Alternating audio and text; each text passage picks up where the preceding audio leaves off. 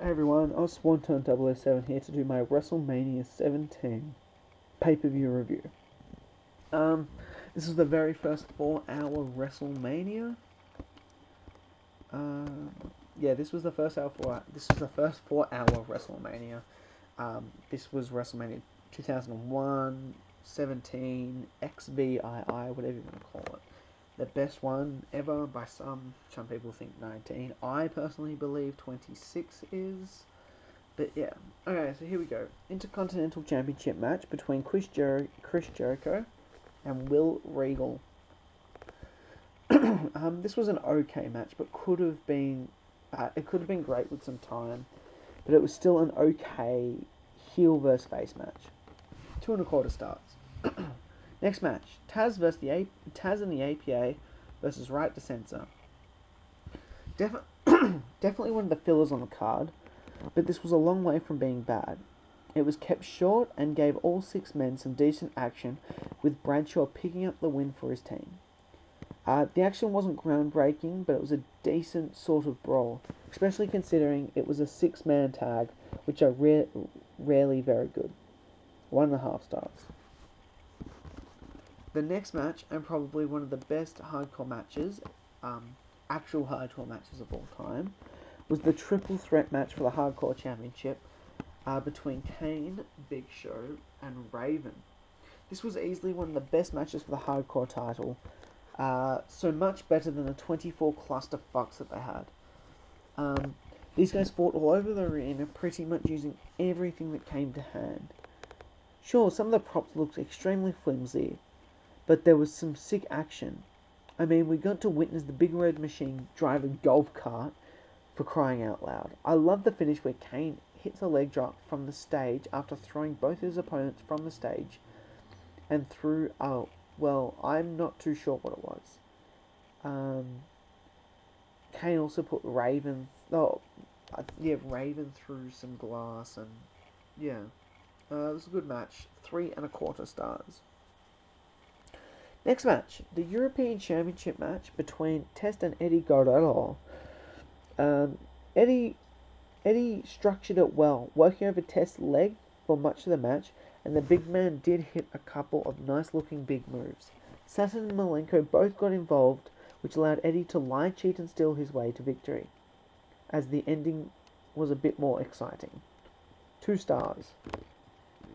Next match, continuing their rivalry, Kurt Angle and Chris Benoit. It was pretty much everything you'd expect for a match: mat wrestling, submission wrestling, brawling, high spots, and false finishes. Much like the opener, the ending seemed kind of abrupt, and maybe 5 more minutes would have seen this match getting the love it's well deserved. 3 3/4 stars.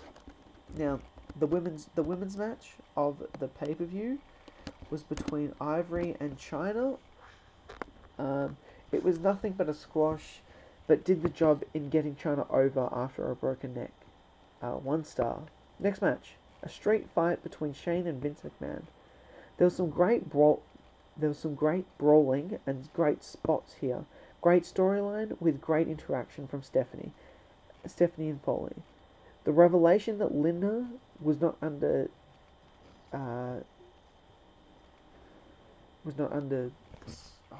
she wasn't under drugs, and kicking her husband in the balls was a real great WrestleMania moment. And Shane getting the win with a coast-to-coast dropkick into the trash pan compounded the feel to make a good factor of the match. If you enjoy entertainment factor in the WWE, it doesn't get much better than this. 3.5 stars. Next match, probably the main event probably the best match of the night, the TLC match for the Tag Team Championships. Edge and Christian versus the Hardy Boys versus the Dudley Boys. Great match, 5 stars. What else can I say? This match got me into wrestling, as I've said for all the other TLC matches. The history between these 3 teams was all about who could push their limits the furthest to be known as the best tag team around. The match was always going to be a spot fest, and this year had the attraction of having Spike, Rhino, and Lita involved. It was a 15-minute spot after spot, the highlight being Edge's spear from the ladder to Jeff, who was hanging from the support that hold the titles. It was really a spot lover's wet dream, and that's me. 5 stars. A Gimmick Battle Royal, NA.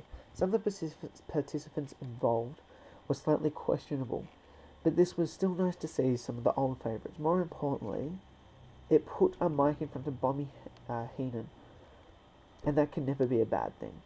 Overall, it gave it an NA. Now, the second main event of the night, wrapping this up very quickly for the best WrestleMania ever, Undertaker versus Triple H. I did watch this a while ago, though.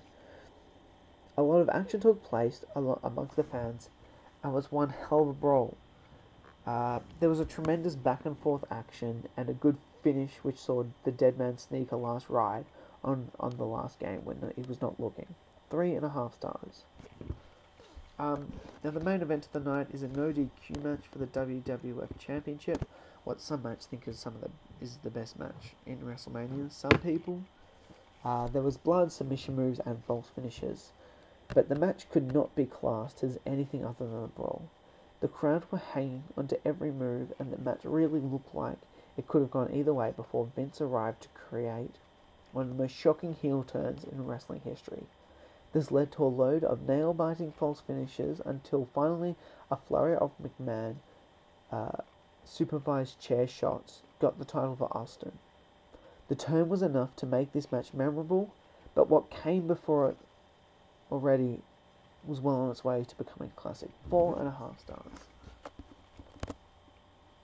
Now, being most people's favourite WrestleMania, you'd think I'd have to give it a good rating, and I do. 9.5 out of 10 for WrestleMania 17, XVII, or 2001. Thank you guys, I am a Swanton. Comment, rate, and subscribe.